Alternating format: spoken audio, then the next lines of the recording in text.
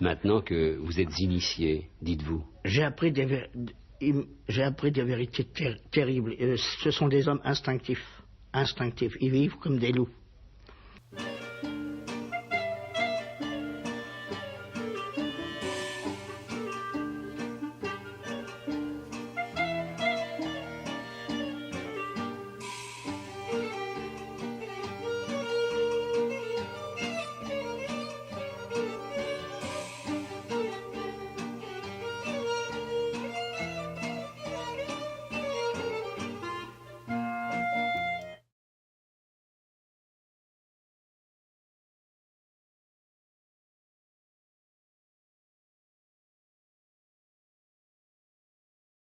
Bonjour et bienvenue à ce live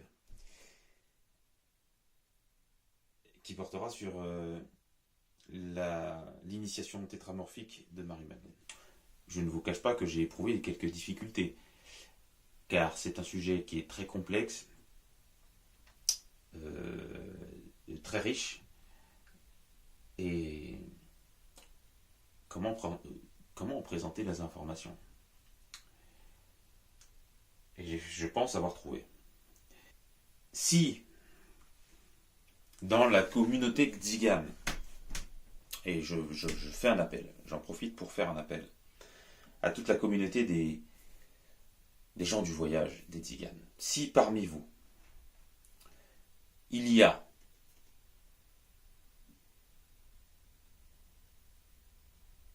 des individus, des personnes, des familles,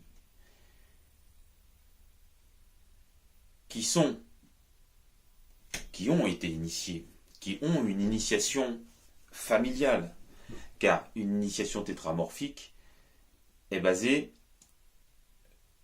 sur la Trinité, la vraie Trinité, la Trinité Père, Mère, Enfant.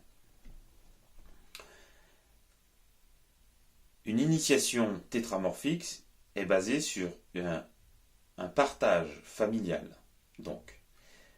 Car la relation père, mère, enfant, alors fille ou fille, fils ou fille, peu importe,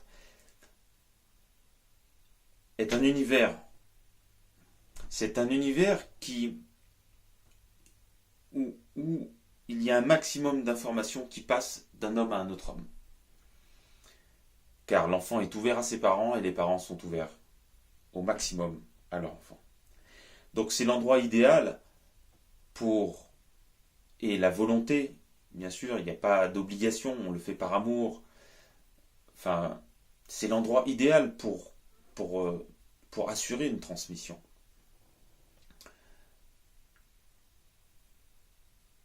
Si dans la communauté des gens du voyage, il y a des individus, des familles, qui ont ce savoir-faire, qui savent transmettre à leurs enfants et avec sagesse, avec amour, sans dureté, sans jugement, sans âpreté.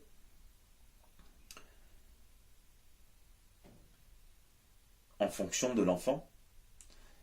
Si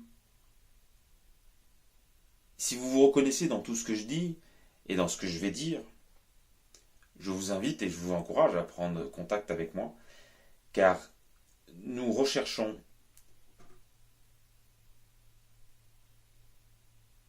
les descendants de ceux qui ont, il y a très longtemps, sont venus en nomade.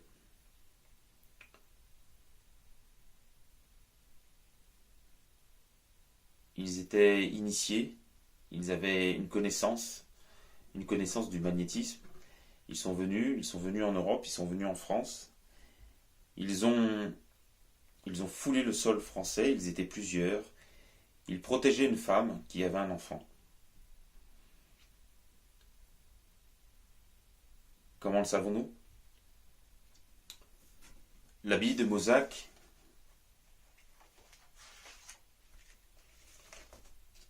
il y a ce dessin. Il y a cette stèle, cette pierre gravée. Ce qu'il faut savoir, c'est que dans la région de Mozac, dans cette région de l'Auvergne, il y a un savoir-faire.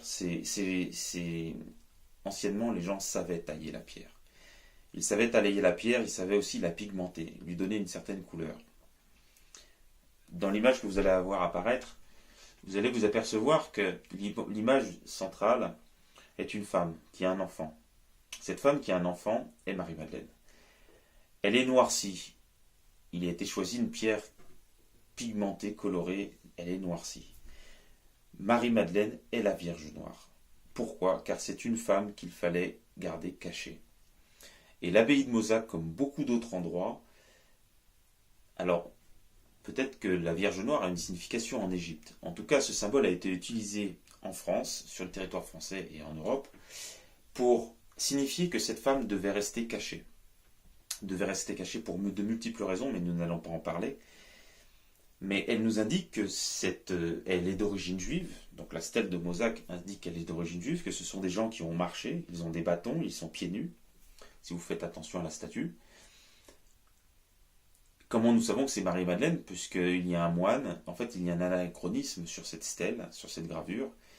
Il y a un moine qui est présent, avec des personnes qui ont des livres, qui protègent des livres. Il y a même quelqu'un qui tient un livre à deux mains sur cette stèle. Ils viennent de marcher, ils viennent de loin. Cette femme doit rester cachée. Enfin, toutes ces indications, toutes les informations qu'il y a sur cette stèle indiquent qu'il s'agit de Marie-Madeleine. Et indique que Marie-Madeleine, cette stèle a la particularité d'indiquer que Marie-Madeleine est la Vierge noire. Et toutes les Vierges noires qui sont disposées de par le territoire, sur le territoire français, et dans les églises, dans les paroisses, enfin, bref, dans les monuments catholiques, est un pied de nez à l'Église catholique qui voulait éradiquer la doctrine des Nazoréens. Ils l'ont volée, ils l'ont transformée, ils ont créé le catholicisme. Mais c'est un beau pied de nez parce que, en fait, la doctrine des Nazoréens, et plus particulièrement le personnage central, qui est Marie-Madeleine, du nazoréisme, qui, je vous le rappelle, est la partie ésotérique et hermétique du judaïsme. C'est une transformation. On est passé du judaïsme de Moïse à l'essianisme, quand il y a eu la division en 4 du judaïsme, le judaïsme politique, les zélotes, le judaïsme thoraïque, on va dire, qui se fonde sur la loi, les règlements, les commandements, le judaïsme sacerdotal, le sadducéen, et le judaïsme hermétique, ésotérique, qui est l'essianisme. Les nazoréens viennent de cette partie du judaïsme. Ces juifs vont en Europe, à plusieurs, et ils ont une femme qui a un personnage central, mais qu'il faut cacher. C'est une femme qui accepte sa condition et de vivre en cachette. Et nous avons une cartographie, tous les endroits où il y a des vierges noires sur le territoire français, ce sont les endroits où ces nazoréens sont venus. Ils ont beaucoup voyagé. Ils ont ainsi imprimé dans une communauté des gens du voyage qui existait déjà, certainement. Ils ont imprimé des particularités bien précises. Et ils ont emporté un savoir-faire, le savoir des Esséniens, le savoir des Esséniens repose sur le magnétisme. Le magnétisme animal. Cette connaissance du magnétisme animal a deux volets principaux. D'un côté, il porte sur l'avenir, et l'autre, c'est une fine connaissance de l'avenir, donc de la divination. Un autre volet, c'est une fine connaissance du passé et de la façon dont se servir des informations passées.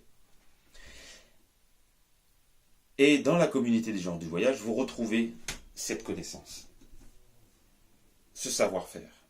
D'un côté, vous avez les dompteurs d'animaux qui, eux, savent comment emmagasiner dans un animal, c'est du magnétisme animal, savent emmagasiner des informations pour faire à tel ou tel animal certaines choses.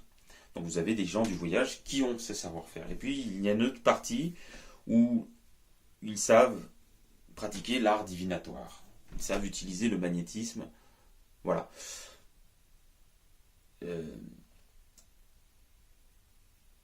Les Esséniens avaient cette connaissance.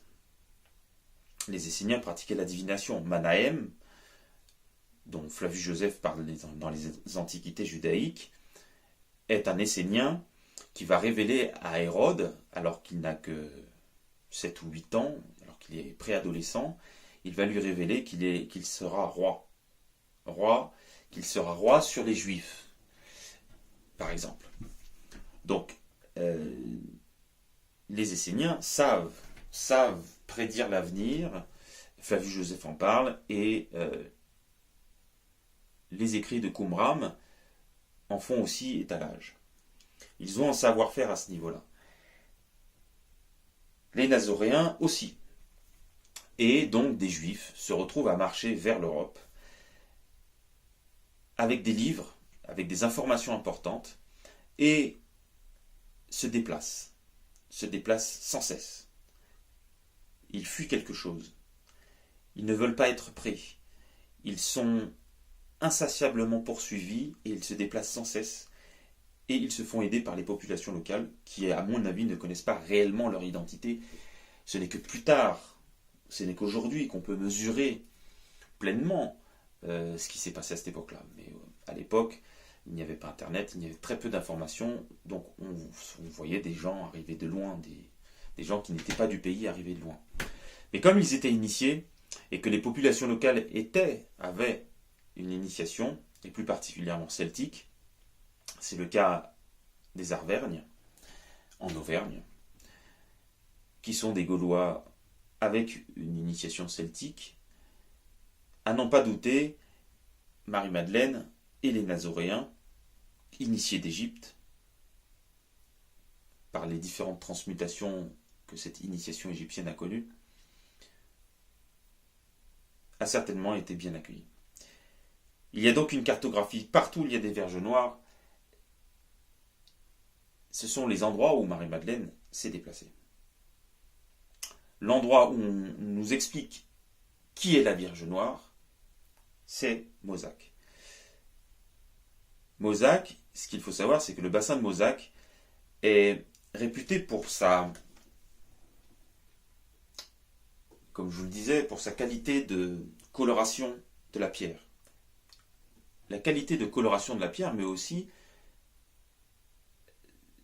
sa préservation par un procédé d'émaillage.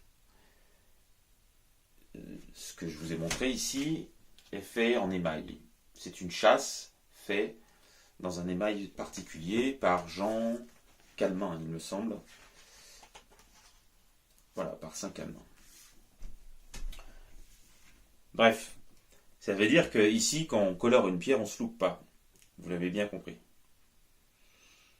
Donc c'est dans l'abbaye de Mozac et c'est dans le bassin de Mozac et dans toutes les églises des environs que l'on apprend la vérité sur Marie-Madeleine, sur ces juifs qui ont voyagé, qui sont venus avec des livres, des informations importantes, et avec une femme et un enfant. Donc l'Auvergne est une région où foisonne ce genre d'informations. Mais il n'y a pas que l'Auvergne. En Eure-et-Loire aussi partie. Par exemple, dans le bassin lyonnais aussi. Bref. Et très souvent, on retrouve en Auvergne des statues avec une femme portant un enfant et à ses pieds un serpent. Cela nous donne une indication importante sur le rôle que Marie-Madeleine devait jouer. Et ce qui explique certainement aussi pourquoi elle devait rester cachée. Et d'ailleurs souvent l'enfant fait le chiffre 3. Alors il le montre à l'observateur, celui qui observe la statue, il le montre et il fait souvent le chiffre 3. Et des fois il le fait de manière cachée. Mais en fait, c'est pour attirer l'attention de l'observateur sur le fait qu'ils ne sont toujours que deux. Il manque une troisième personne. Sur ce sujet-là, nous ne reviendrons pas. En tout cas, à ses pieds, il y a un serpent. Ce qui indique la fonction, le rôle que doit jouer et que sait et que connaît les Nazoréens sur le rôle que doit jouer Marie-Madeleine. Très souvent, cette femme écrase le serpent. Cela sous-entend que Ça rappelle un passage de Genèse 3,15. Vous savez, le livre de la Genèse dans la Bible. Je mettrai une guerre entre toi et la femme, entre ta semence et sa semence. Il te meurtrira la tête et tu le meurtriras au talon. Ce qui sous-entend, donc cette femme, la descendance, la postérité de cette femme devait meurtrir le serpent à la tête. Ce qui indique que la descendance de Marie-Madeleine, dans les descendants de Marie-Madeleine, devait voir apparaître un jour des individus qui auraient un rôle à jouer.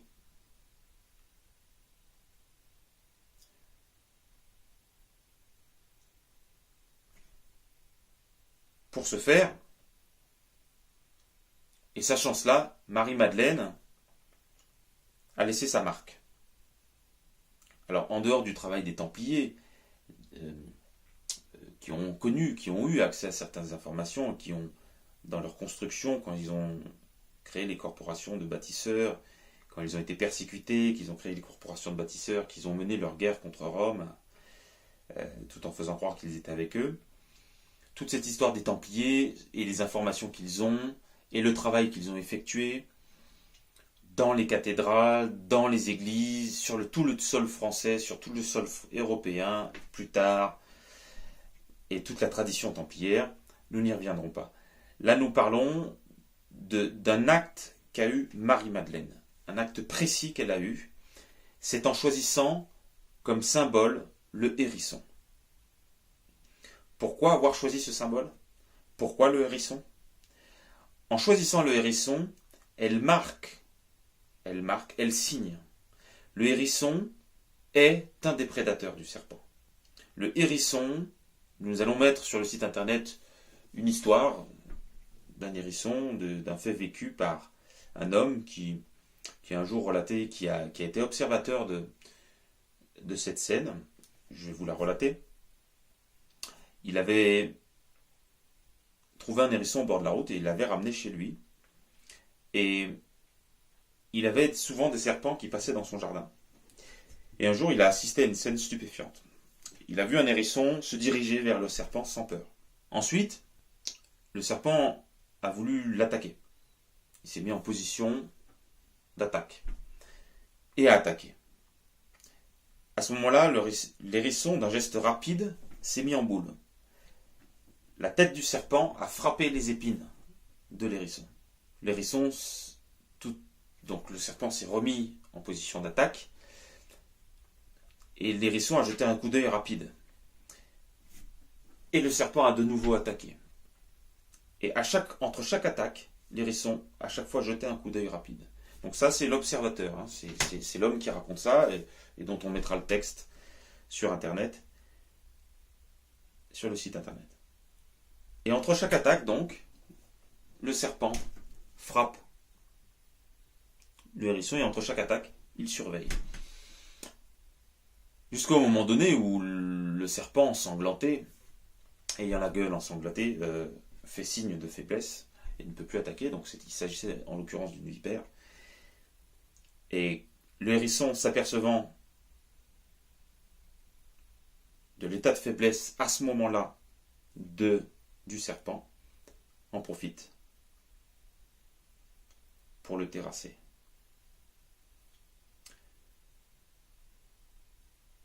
Voilà sans nul doute la raison pour laquelle Marie-Madeleine a choisi pour symbole le hérisson. Voilà pourquoi dans la communauté des gens du voyage, vous avez pour symbole le hérisson. Donc s'il vous plaît, ne les mangez pas. Mais voilà pourquoi vous avez pour symbole le hérisson. C'est un choix qui a été signé. C'est pour indiquer la fonction. Et c'est pour indiquer aussi la filiation. C'est pour vous dire, hommes et femmes, gens du voyage, dans vos proches, certainement, dans vos familles, il y a les descendants de Marie-Madeleine. Et nous, fils de Seth, nous recherchons et nous vous appelons, nous vous demandons de venir, si vous sentez dans votre histoire familiale, dans les informations que vous portez, que vous vous connaissez de vos parents, de vos arrière-grands-parents, et si vous retrouvez la notion de judéité, de magnétisme, si tout ça, ça vous parle, ça fait écho chez vous, vous ressentez, et que ce ressenti vous fait penser, et que cet héritage vous est donné par vos parents, si vous ressentez ce que je suis en train de vous dire, ressentez, venez vers les fils de Seth. Nous vous accueillerons à bras ouverts et nous essayerons de finir ce que nos ancêtres ont commencé. J'espère que mon appel sera entendu. N'hésitez pas. Et je vous dis à bientôt. Merci.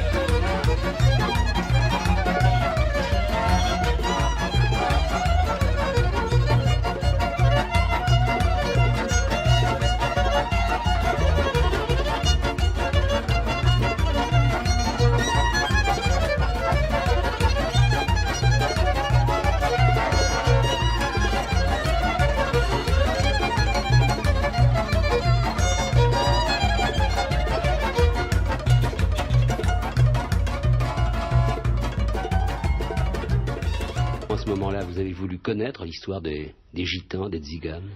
Parce qu'il y a plusieurs noms, tziganes, bohémiens, Oui, gitans, romanichels, c'est-à-dire que nomades. les tziganes, il y a plusieurs races de tziganes. Vous avez les Ursuri, vous avez les Sinti, vous avez les Monouches, vous avez les Calderas, qui sont des chaudronniers, vous avez...